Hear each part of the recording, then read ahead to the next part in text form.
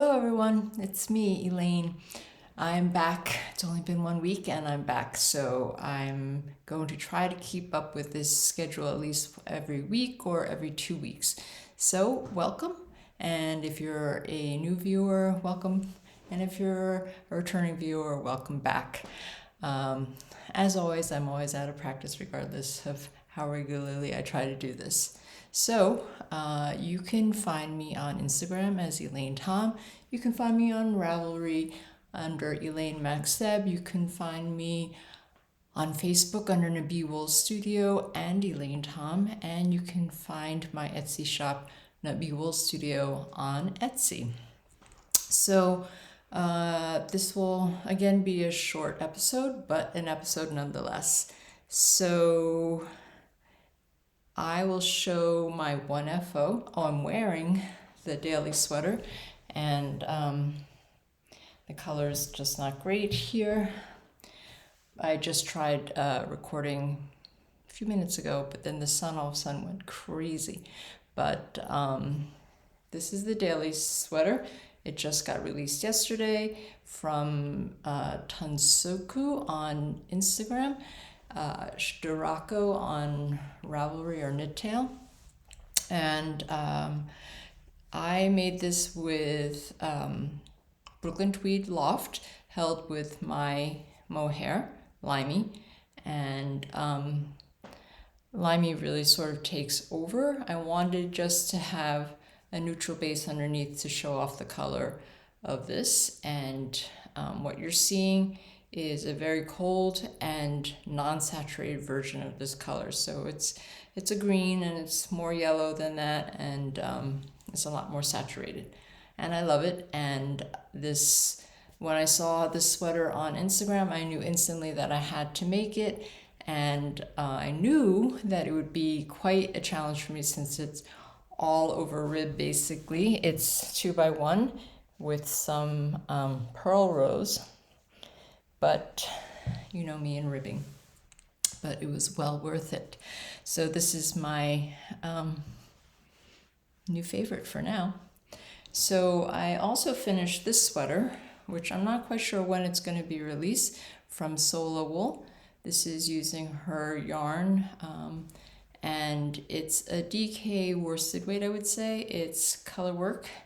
There are some rows with 3 colors, but mostly it's a 2-color project. And I actually did this in equivalent about 3 days. If I was to work on it monogamously, maybe 2.5. But it was a very fast knit, and I will show you more when it actually gets released.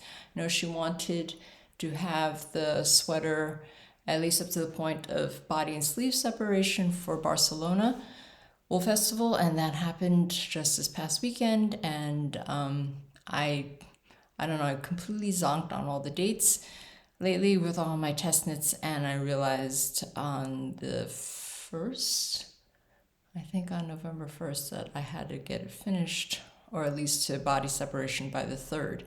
And then I did very quickly.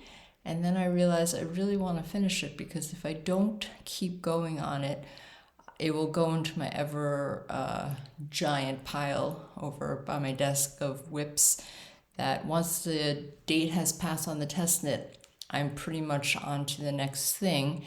And I keep thinking at some point I'll have a break from my test knits and I can finish all my WIPs. But so far that has not happened. I keep saying to myself that I need to take a break and sort of knit on projects that I have wanted to knit that have been released for a while now. I have loads of books and purchased many patterns on Ravelry, hoping to work on them soon, but then somehow I'm always busy on other things. I have 3 WIPs here that I'll show. That is not all the WIPs that I'm working on, but the others I haven't really... Well, actually, one of them I got further, but I'll just wait on that one because it's not right here. But this one from Erie is also 2x1 rib, and it is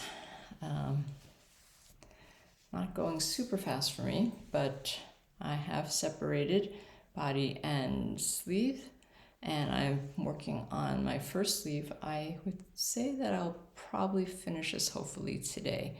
So I am using Folklore, which is the birthday yarn from Blacker this year, and I completely love it. It's my kind of yarn.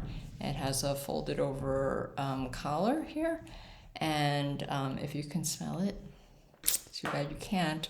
It's really sheepy and wonderful. So this is the undyed one, and as I said last time, I do have a dyed one in DK weight, and I'm not quite sure what I'll use that for, but I am looking forward to using it when I have a project.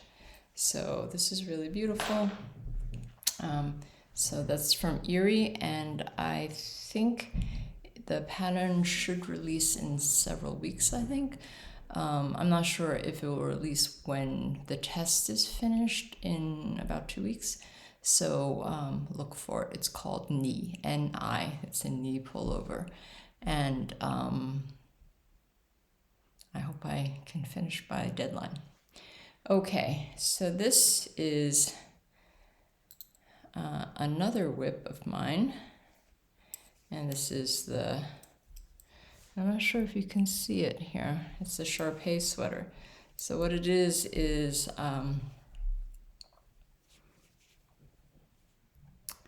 you knit a stockinette basically and create these little folds.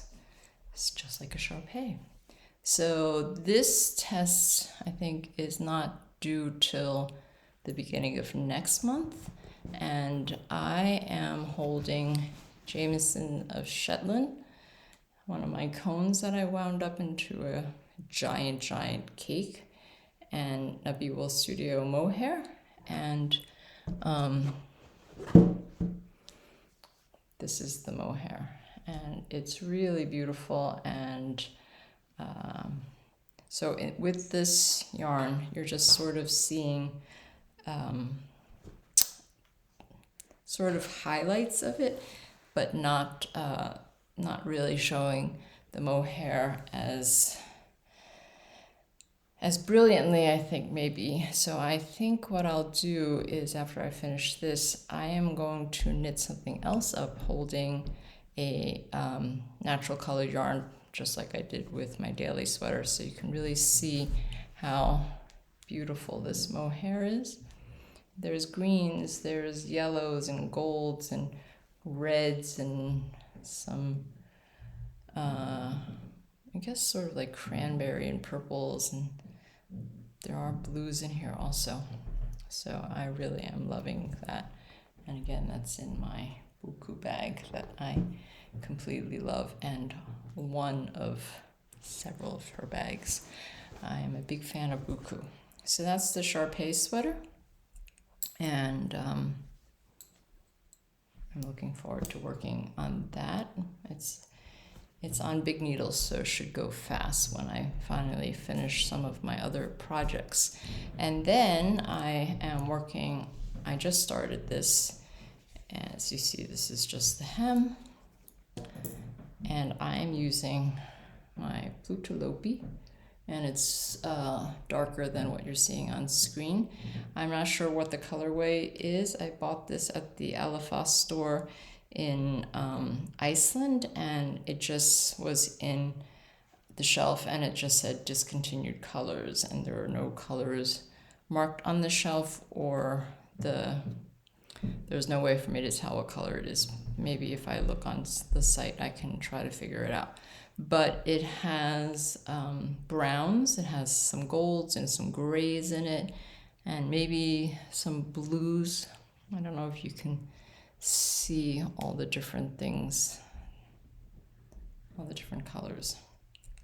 But I'm really excited because I bought 2 colorways when I was in Iceland, and I'm using what I purchased pretty much right away. So I also purchased the black color that has many other colors in it, and I'm using that for my ranunculus. I'm pretty sure that I'll have leftovers from both of these. I think I'll probably end up using half of what I purchased, so there's at least 2 more sweaters, I think, besides these that I'm working on. So I look forward to knitting more things, and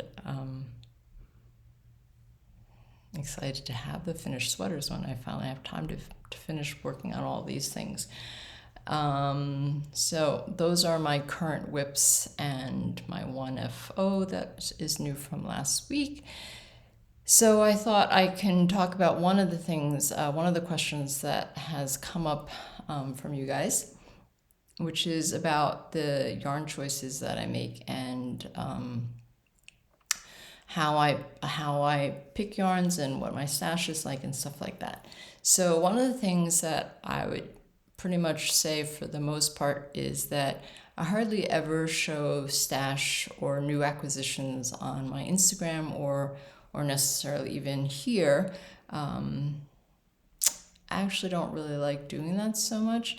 I think that it's I don't know, for some people it could strike people the wrong way, and I don't want to necessarily show off.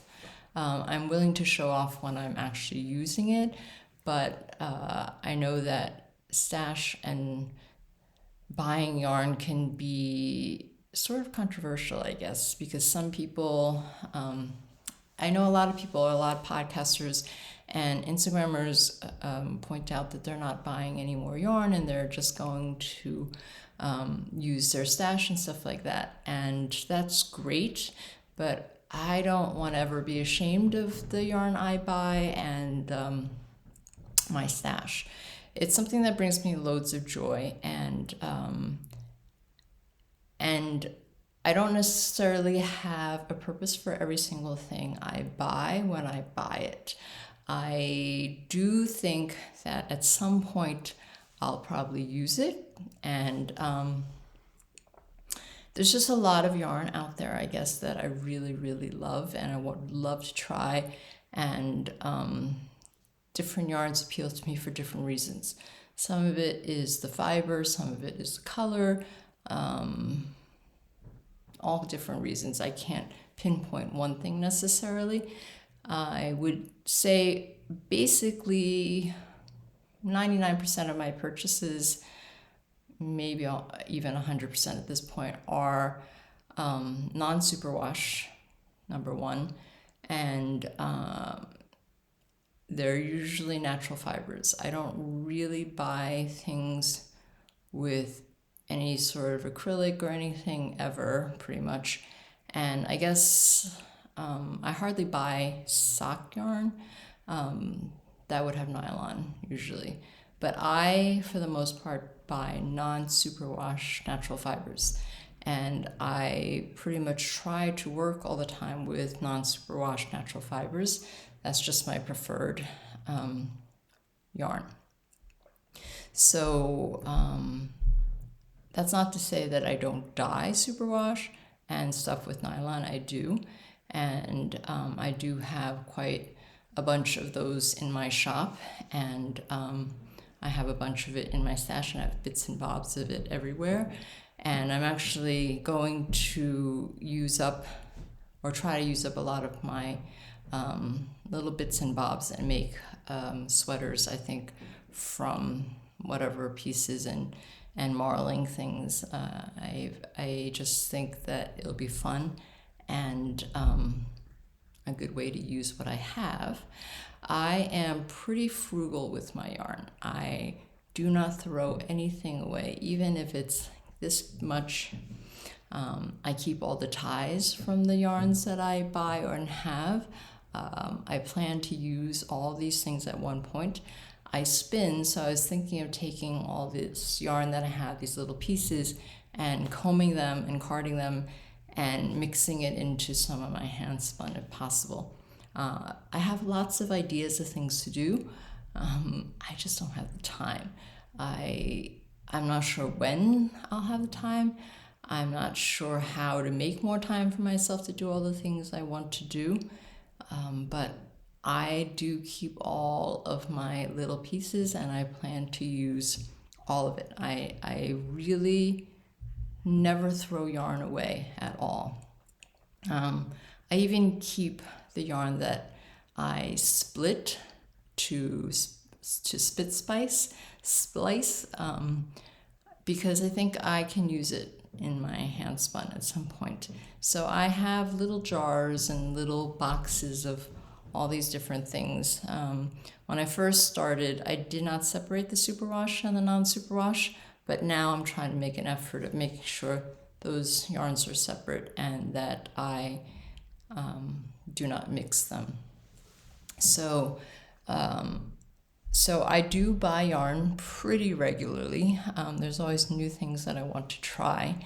And for the most part, I purchase now sweater quantities because I am basically a sweater knitter. And if I do buy single skeins, it's to use in color work at some point. If something is a little too pricey for me at that moment or whatever, but I need to buy a hank, I'll buy one so that I can put it into color work. I do a lot of color work, so having single skeins is not really a problem for me. And yeah, my stash is pretty big, and I have had many people ask to see it, and even my best friend has asked to see it. No one has seen it from my knitting community or even friends. My husband has shown my stash, but it's fairly big, and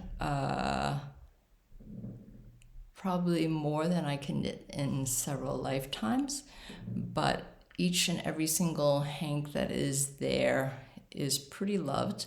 Some of it, I will say, I've outgrown probably. I'm not sure how to destash or what to do with it, but I have all these ideas of making blankets and all these things, which again, if only I had more time. So I knit, I would say, at least 40 sweaters a year at this point, and that's not including blankets and hats and other things, socks and whatever. And I pretty much keep all of them. I don't really wear most of my hand knits. I can't possibly wear that many sweaters anyway. So I don't give them away. I keep them all, and I wonder if one day I will be able to have the time and the space to take them all out and look at them and admire my work and appreciate all the time that each and every one of them has taken me, and the love and memories that go into each and every sweater. I actually don't necessarily even remember all the ones that I've made, but every time I do go hunting for something and I see what I've made or something I've forgotten that I've made, it always puts a big smile on my face, and I really appreciate every single one that's there. And one day I would love to be able to show them all to you guys. But for now, I basically test knit, and when I am done, I wash them and I sort of loosely block them and photograph them, and then they get stored away. And I'm hoping that I've stored them properly and there's no damage to any of them. But it is always fun when I open up a bag or a box and see a sweater that I've forgotten that I made, or I remember I made it, and I'm always surprised by what beautiful colors are put in there, and the color combinations I've come up for different things. And that's the fun part for me with the color work, is coming up with all the different combinations. And often while I'm knitting things, I'll think of other combinations that I need to try. But yeah, so basically my yarn purchases are always non-superwash. I try to get sweater quantities. I can't always afford to do that, and I kind of guesstimate how much I'll need, and sometimes it's correct and sometimes I'm short, but then I have to refigure things out because a lot of the yarns that I purchase are also not necessarily easy for me to get at all times. A lot of the stuff I bought in Iceland and in Oslo, I can't really find so easily here. So hopefully I guessed correctly when I purchased them. But that's a little bit about my yarn purchases and my stash and the kind of yarns I prefer. So hopefully next week I'll talk about the tools that I love, or at least maybe narrow down to just the needles.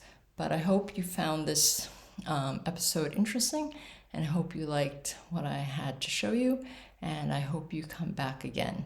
So if you like this video, please put a thumbs up on there, subscribe, it would really help me, and please make comments. I'd love to hear what you think and what you like to hear about, and anything else. So until next week, I hope. Bye.